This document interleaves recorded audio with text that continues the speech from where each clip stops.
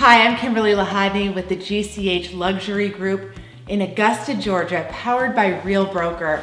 And today we're talking about what it really costs to list your house. Now, this is an interesting conversation. I've wanted to have it for a while because obviously I have clients that ask me this all the time, and it really varies. There is almost a reticence in sellers to really have a genuine, open discussion with a realtor about what is this gonna take? How much is this gonna cost me? And how much are you gonna charge me? And I'll tell you, there's that reticence, that nervousness really comes from that feeling that you might get taken by someone who knows more than you.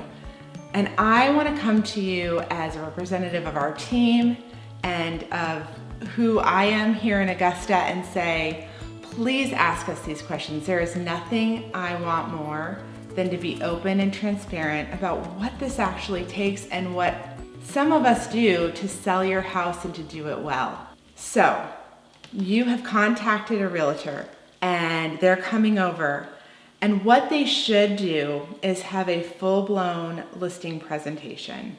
And you can watch this video up here about what should happen at a listing presentation. You should have one, even if you've known your realtor for years and you've used them over and over again.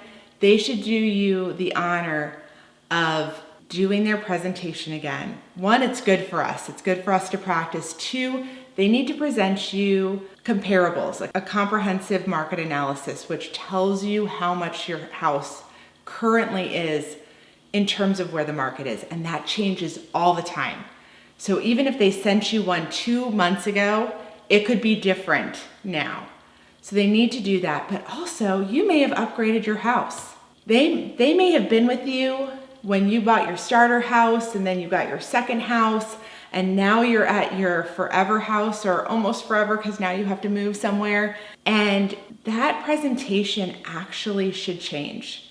And even their services and how they market your house, if they're a good realtor, those things will change. So let's get to the nuts and bolts. First, you have someone come over and they evaluate your house. And they take into consideration the facts and figures, both the taxes, the comparables, the comps, and where the market is, and also the status of your house. And you gotta get real with whether you've been maintaining and keeping up with your house, or if it's gotten a little bit, just a little, what's the word? Shabby? Not shabby, that's terrible. I don't wanna call anybody's house shabby, but you haven't kept up with all the honeydews, and you haven't necessarily repainted in a while, or there's some chips, or, if you're me and you have very small children, you have greasy handprints somewhere and they don't come off the paint. So those are some things that we take into consideration, and then big items as well. If you are listing with me, I have some secret sauce things that I do to make sure that we get a right price for your home. Now, if you've decided to list with me, we take a couple of steps, and that is, signing a listing agreement. But before we decide on an asking price, there is something that I ask homeowners to do that does cost them something up front. Now, I'm hesitant to tell you on the video what I do because I don't want to give any other realtors any ideas, but you typically ask for a certain thing to be done so that you can know what's really going on with your house. This puts you in a very strong position to get the right price up front and to decide whether or not you end up doing repairs later on. One of the weakest places for you to be is in the dark about your house. In the dark about whether it needs a new roof, in the dark about what's going on with your plumbing, your electricity. You have to be as open and honest as you can. So up front, I have a little bit of a fee that I don't get paid. It gets sent out to somebody else. It's around $350 to sometimes depending on how huge your house is. If you have a massive house, it's a little pricier because it's priced per square foot. And you pay that, but it is for you to know all the things. Then we sit down and we have an honest discussion. And I say, hey, what do you want to fix? What do you not want to fix? How much do you want to net for your house? And what's a throwaway? How do we get onto market in the very strongest position and also in a way that you're not going to get surprised? So when things come back during due diligence and buyers are asking for this and that, if you know everything, you could say, nope, not going to fix it. Or, yep, I'll fix this and this. Or, hey, I already fixed it. And typically, if you already fixed it, it shouldn't come back on anything that they have done, any inspections or anything that they have done. So that's one of the things that I do. Then on the other side, I also give a marketing plan. And I set my commission based on how much marketing I do for your home and also how much it's going to personally cost me. So depending on who you talk to, there are different percentages of the sales price that a listing agent requires. And it's not a requirement, right? Commissions are always negotiable, but you first have to remember that that agent is going to split the commission with whoever the buyer's agent is. And if they're kind, they will split even, but some realtors hold back far more for themselves if they're the listing agent and actually provide the buyer a little less. And that is a strategy. I personally don't play that way, but I will tell you that it all depends on how you feel your agent is treating you and if you feel good about them getting a little extra in their pocket. Then you have to consider all the things that the agent does. So at the bare minimum, really nice pictures need to be taken of your property at no cost to you. That is a cost on the realtor.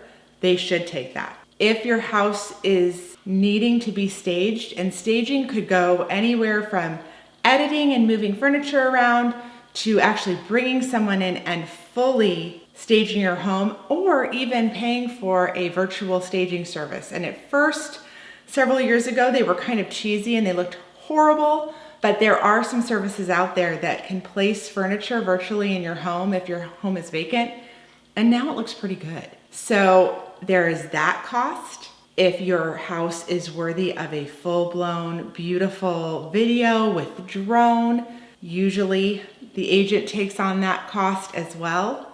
And then it's whether they're running Facebook ads or they're promoting it on different platforms that they utilize. And if they're running ads, that is another additional cost. So these are all things to consider, and you can evaluate this with your realtor. It's really important to have this conversation, and it's really important to ask your listing agent, what is your marketing strategy? I want to know how you're going to list my house. Now, all of this is sounding really expensive, and you're thinking, oh my gosh, I should have just done a for sale by owner. And if you're having that thought, watch this video, should I sell my house for sale by owner? It's very eye-opening. I'm not for or against, but there's some pros and cons. So if you're having that thought and you're thinking, oh my gosh, I'm gonna spend X amount of dollars on an agent to sell my house, and then what if I have to fix something, or what if I have to do something out of pocket? This is just a nightmare. I should just sell it on my own and say, as is. There are pros and cons, so watch this video. But now we get an offer, you like the offer, we go into negotiations. You might ask for more. The buyer might say, hey, I want you to pay closing costs. You might say, hey, why would I pay for your loan origination fee? And truth be told, closing costs are kind of a 50-50. And sometimes it's a little more the buyer, just depending on what their financing situation is. It's pretty fair to go 50-50, but in a hot market, sellers can say, I'm not paying closing. And buyers in a slow market can say, I'm not paying closing. So that's another moment where you can make or break how much you get in net from the sale of your house. Then there is the opportunity for the buyer to investigate your house, and they may find something. And as I said before, if you work with me and we do a strategy to prep your house before, and for you to be the most knowledgeable person about what's going on with your house and even the history of your house, and we can put that out there up front, we can really navigate the repair process. And we can say no to a lot of things if they're not reasonable. I will tell you, this is where people lose the most money as sellers. They don't know what's going on with their house. They absolutely want top dollar. They think their house is the crown jewels, right? They think it's priceless. But the reality is there are things that are going on. If you have a historic luxury home in downtown Augusta, it behooves you to really know what's going on with that property and to have the historical record. And most of you have it, which is so beautiful. I'm very into that. I want to know what's going on, but also, in one of the houses in Somerville, they decided to keep the old knob and tube because they have this glass panel and it showcases it. It's still hot, but they have a little historical description by it and they don't touch it. And a buyer could be totally freaked out by that. They might say, I want all of that removed, but there's some historical value there. And there's also potentially, depending on the Historical Preservation Society, a reason why it's been kept. So it's important to put some of those things in your seller disclosure and to give the buyer so much information. If you have things that really need to be repaired because you have an old home and you just never did it, you're taking a risk. You are definitely taking a risk because there are some things that really should be fixed, but if the house is priceless to the buyer and maybe it is one of the historic homes and the market is in your favor and they want it and they're going to restore it, they might overlook that. But the more information you can give them up front, the less money you're going to lose when they come to you with repairs and you say, hey, this is what it is. Or you say, hey, I fixed A, B, and C thing at this cost and I'm not willing to do anymore, so take it or leave it. Or you can be very generous and fix everything on their list, but you lose a lot of money in the long run. So that is so important. That is a place where you can lose. And once all that's done, you're at closing and you're ready to go. So the overall cost really depends on the level of house you have, how much you want to pay your listing agent. And I will tell you that commissions typically go from 5% to 6% and to 7% for like an ultra luxury house where we are marketing that thing to the nines.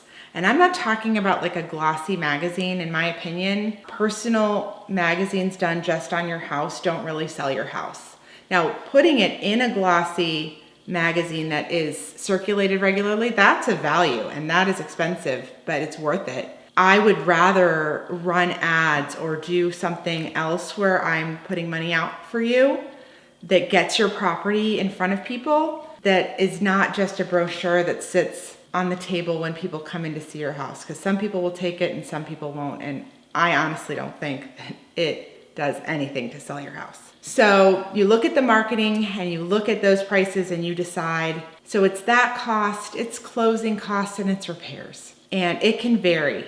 So if you need exact numbers, of course, reach out to us. We would love to tell you what it would actually look like to sell your home. But if the agent is any good, you're going to actually make more, even with repairing things and getting your house completely ready to show and to go on market, than you would if you didn't prepare, you didn't know, and I'm not against for sale by owners, but if you do a for sale by owner and you don't do anything, that can cost you a lot too. So I hope that didn't mess with your mind and you had some facts and figures to take with you as you navigate whether or not you're gonna list your house with an agent and how much it's gonna cost you in the long run. If you're like, I love this video and I'm ready to go and I'm ready to start getting my house in order, I would download this little strategy for getting your house prepared for a listing. And as always, reach out to us. We'd love to talk to you and be a resource.